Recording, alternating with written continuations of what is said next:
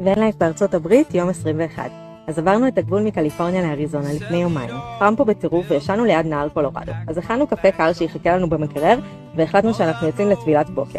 אין אף אחד אחר בסביבה, שזה אחד מהחלקים הכי כיפים בארצות הברית. הכל כל כך גדול שאתה לא רואה אף אחד. המים היו מדהימים, ואחר כך אייל מצא לנו גם דק נטוש כזה, שנוכל לשתות בו את הקפה של הבוקר. אנחנו נמצאים בסיבולה, שהיא בחלק הדרומי של נהר קולורדו, שמשתרע על 7 ממדינות ארצות הברית וצפון מקסיקו. כאן השעה בערך 10 בבוקר, אז עוד טבילה ועוד טבילה. בלי להתנגב, עלינו חזרה לקמפר, אייל הכין לנו המבורגרים, טפטפנו על כל הרצפה בערך, אבל למי אכפת, ואז כשהתייבשנו, התיישבנו למפות. החלטנו שנוסעים לפניקס, ואז מטפסים לכיוון יוטה. לפני שהקיץ יתחיל ויהיה חם מדי.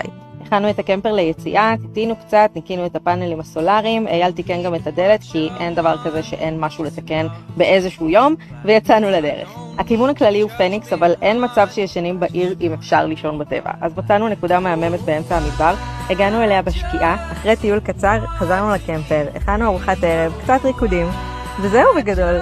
זה היה יום 21 של ון לייף ארצות הברית. נתראה בפעם הבאה.